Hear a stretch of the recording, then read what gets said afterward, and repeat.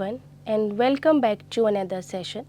I am Dr. Sonam Badhoria, Assistant Professor at School of Management Studies, Swami Rama Himalayan University.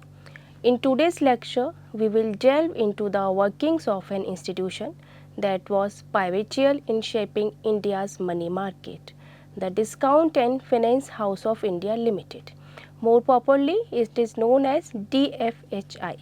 While many of us are familiar with banks and stock exchanges, DFHI played a crucial role behind the scenes in creating liquidity, stability, and efficiency in the short term money market, especially during its formative years. So, let's on to the section first, which is the background and genesis of DFHI. To understand DFHI, we must first go back to the 1980s. At that time, India's money market was underdeveloped. It lacked the necessary depth and dynamism, and there was no central institution facilitating smooth transactions between banks and financial entities in the short term lending space. Recognizing this gap, a working group on the money market, chaired by Mr. N. Wagul, recommended the creation of a specialized institution to develop the secondary market for money market instruments. Acting on this recommendation, DFHI was established in April 1988. It was set up by the Reserve Bank of India in collaboration with public sector banks and financial institutions. The primary objective was to act as a market maker in money market instruments, a facilitator who ensures there is always a buyer and a seller in the market. Let's move on to the section 2, which is the capital structure and ownership.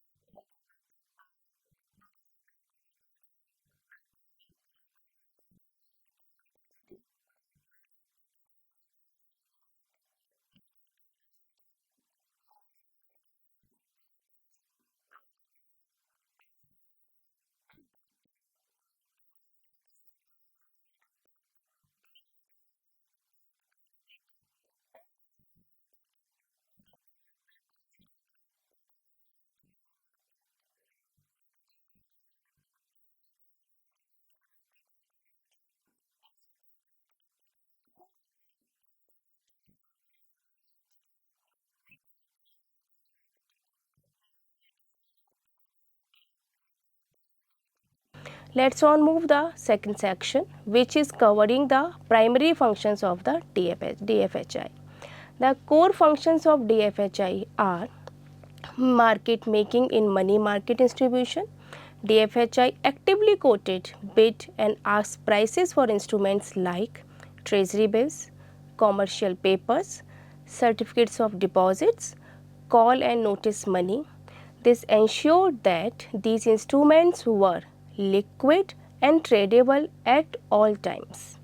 Second is rediscounting of commercial bills. DFHI also provided a platform for banks to rediscount trade bills, which supported working capital needs of the business houses and the small businesses also. Third is the call money operations. DFHI acted as both lender and borrower in the overnight call money market, which is crucial for maintaining liquidity in the banking system of the country. Fourth is the treasury bill auctions and trading. It participated in treasury bill auctions and facilitated their secondary trading, helping investors and banks manage their short-term investments also. Next is the bridging gaps in the market. If certain instruments lacked liquidity, DFHI stepped in to buy or sell, ensuring a balanced and efficient market mechanism. Let's move on to the next section, which is focusing on DFHI's role in market development. DFHI wasn't not just a trader in money market instrument, but it was a pioneer and developer of the entire ecosystem. Here is how. First, promoted secondary market activity. Before DFHI, there was virtually no secondary market for treasury bills or commercial papers. DFHI created confidence and trust among market participants. Standardization of instruments.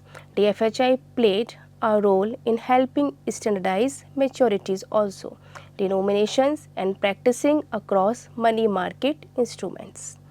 Next is training and awareness programs also.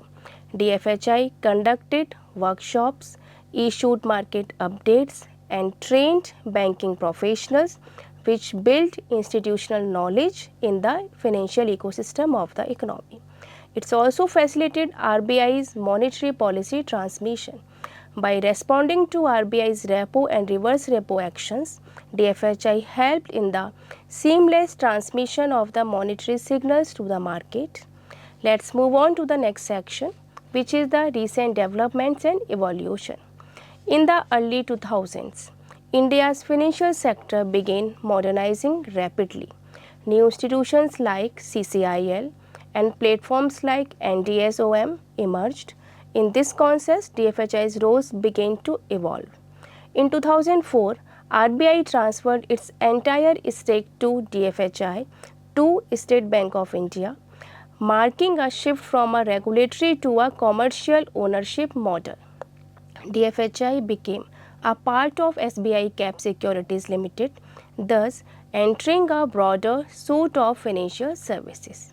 Its legacy, however, lives on in the robust and diversified money market we see today, one that supports various instruments, players and platforms. Recent trends show a renewed focus on reviving bill discounting, digitizing money market trading and increasing transparency in the areas where DFHI originally laid the foundation. Let's move on the next section, which discusses challenges and criticism of the DFHI. No institution is without challenges and DFHI's had also its challenges. First is limited instruments. Initially at the time of its establishment, many money market instruments were either absent or poorly developed.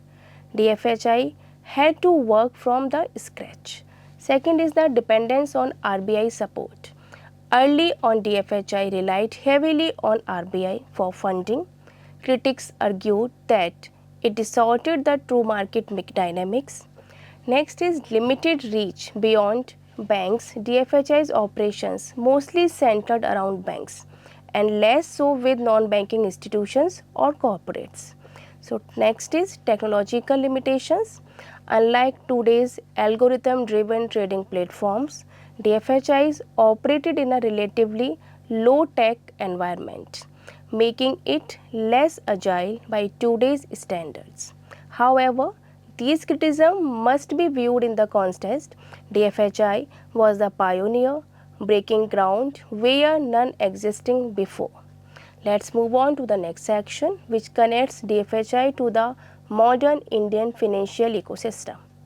Today, the Indian money market is significantly more vibrant and technology driven.